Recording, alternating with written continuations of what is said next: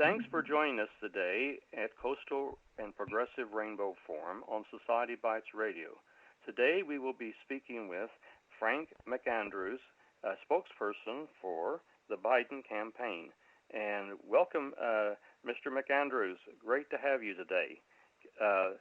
Thank you. Okay, can you start out by telling us a little bit about your background, a little bit of why you're a Biden supporter? And that will lead us in, I'm sure, to some more questions and some more issues that we can to talk about Biden's strengths. Sure. I'm been a Democrat for 40 years and have considered myself a moderate Democrat and have worked for the for the Democratic Party for at least 40 years. I'm active with the Democratic Executive Committee now in Manatee County. Of course, the committee does not, I'm speaking solely for myself, the committee cannot and does not endorse any candidates in the primary. The local Democratic parties have to stay independent during this process. But as an individual, I'm supporting Joe for many reasons. Possibly, people have seen just 2 days ago, the Wall Street Journal and NBC News did a poll of the what I'll call the problematic states coming up in the national election, those that are borderline electoral votes. So I'm talking about Pennsylvania, Ohio, Michigan, that narrowly went for Donald Trump in the election. And of course, their electoral votes put him over the top. The Wall Street Journal poll and the NBC combined with NBC found that out of all of the current candidates running in the primary, Joe Biden comes out best in those problematic states, those borderline states, by an 8% margin over Donald Trump in a national election. Now that says a tremendous amount about how Joe Biden's attraction and electability on a national level cuts across all ethnic, economic, social lines. The bottom line is that we have to get this country back on track and get this dangerous man out of the White House. Amen. Not only do almost all Democrats agree on that, anecdotally, in talking to some of my friends who have supported Donald Trump in the past election, now this is just an anecdote from my own experience, I'm starting to see not a 180-degree turn, but I'm starting to see some weakness, some questions, some tiredness of all of this nonsense among Republicans and independents. So I hope that gives you some background of where I'm coming from, how I feel about Joe. Are there any questions you have, or do you want me to rattle on for another? Well, let me ask you some questions here, and then so you can focus some of your input here into these areas. Joe has broad support among labor people, I know that, and he has broad support among the African American communities. Help enlighten our listeners a little bit about some of the reasons why he has such broad support there in those areas. And there's a lot of history there. I know he's accomplished a lot and worked a lot over the years, from the times he was a senator until his other work that he's done under Obama and everything else that he's done. Sure. Most Americans know Joe Biden. He's been in elective office for a long time. He's a man who has not enriched himself in elective office. Working with, let's just take the 8 years he worked with President Obama. We've seen that during those 8 years, the administration, which he played a huge part, was very committed to human rights and equality. in our country. We've seen that. In fact, maybe you might remember the brouhaha when Joe came out and said that he was for gay marriage even before Barack did. All right. And it caught Barack off and the administration off guard. It was a little bit of a dust up about it, and eventually Barack came around to the same position also. So Joe has been on the forefront of equality and human rights all along. I don't think that's contested. I don't think look at last night's debate with the accusations that were made against Bloomberg about the sexist issue. And none of that is in Joe's past. Joe doesn't have a history like that of complaint. I could go on and on and on. Go ahead. No, you go ahead. I want you to finish your thought there, please. I know that many Democrats, they want to vote with their heart. They are very attracted to Mayor Pete, and they're very attracted to Senator Sanders. Their heart tells them that these are good people who are committed to their values. The problem, as I see it, is if we vote with our hearts and not with our heads, we may very well be going down a road of unelectability and losing the chance to remove Trump from office. A lot of people are attracted to the idea of a revolution. We need a revolution. We're very angry about what has been done and hasn't been done, even before Trump came into office.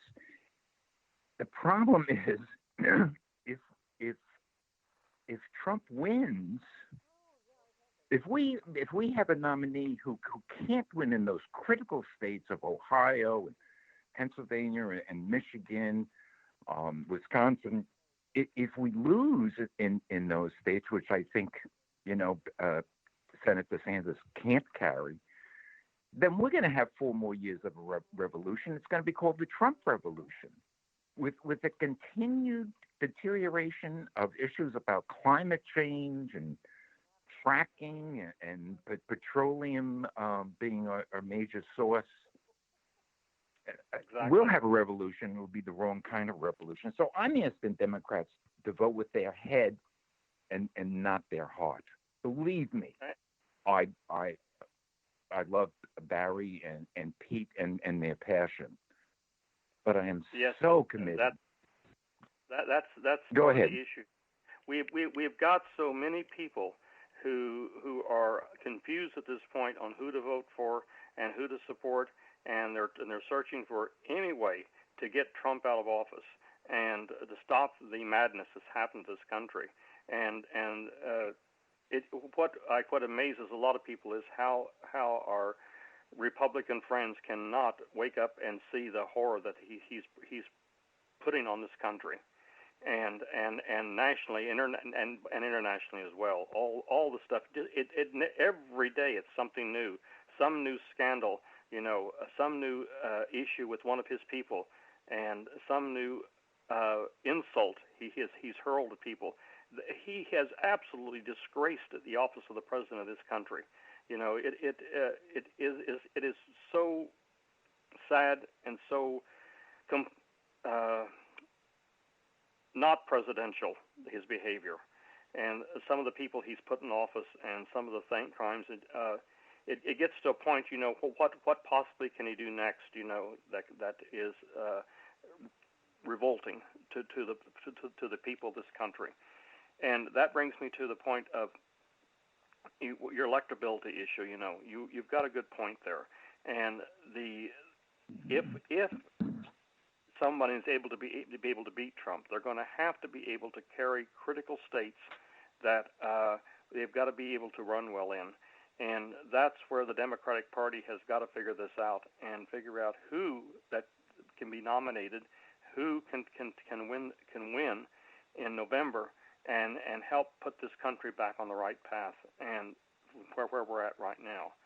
I guess one of my questions would be, what are some of the areas and the strengths, again, if you could just list some of the strengths of Biden has over the years here, and his ability, I think one of his top abilities is the ability to bring people together. And there's other areas, too, that maybe you can throw in there and tell us about why people should be considering him. I know they bring up his age all the time, but I loved it when he showed them he could do push-ups and things like that and one time that was funny, and it maybe age is just a number with him too. Like a lot of our candidates, except for 2 or 3 of them, they're up there in years. So what you can do to enlighten us on that area? Let's talk about age for a minute. Standing on that stage during the debates, you see Joe Biden isn't waving his arms and his eyes aren't bulging and he's not strident in his voice, and sometimes he's a little bit slow with the questions. And if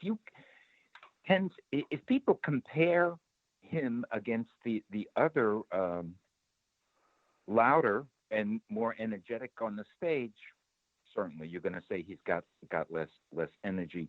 But Joe has never been a screamer and a desk pounder. He's never been that way. He's the same person you've seen all along. So I think it's unrealistic to expect to see this apprentice celebrity show type performance that people may be expecting. And let's remember that when elected, Joe will surround himself with people of like thinking, of progressive thinking and liberal thinking and moderate thinking. I mean, that's on day one. He can he can accept the resignation of all of the bootlickers in the Environmental Protection Agency and in the Health and Human Services. All of these people who are making regulations and enforcing regulations that are hurting our humanist values. So let's talk about why. Let's talk about why he's attractive and cut across all lines. He comes from a working class, blue collar background in Scranton, Pennsylvania. He appeals to whites that are struggling economically. He appeals to blue collar workers. He appeals to right of center moderates, independents, and some he can pull some Republican votes also in states like Pennsylvania, Ohio. So that's what I'm talking about, without getting to the specific issues about, fracking or Medicare for all. I mean, I don't know if you want me to do that. I mean, it's been beaten to death so well at the debates. I think people are pretty cognizant of where he stands on those issues. Right. I think maybe you just highlight, for example, the Medicare issue. I think he's. Am I correct? He's for Medicare for those who want it. Am I correct? Is that? Exactly. That's the far more sensible solution to go through, and so the people who do not already have excellent insurance plans that they are happy with, they can keep those, and those people who don't, which is a large number of people, they could go into Medicare or could use an alternative government program, a single payer solution or something like this, that we could right. work on. Right. And so you have some candidates who are telling the union members of the Steelworkers Union and United Automobile Workers Union, who have fought and paid for these excellent health plans. Look, we're going to take it away, and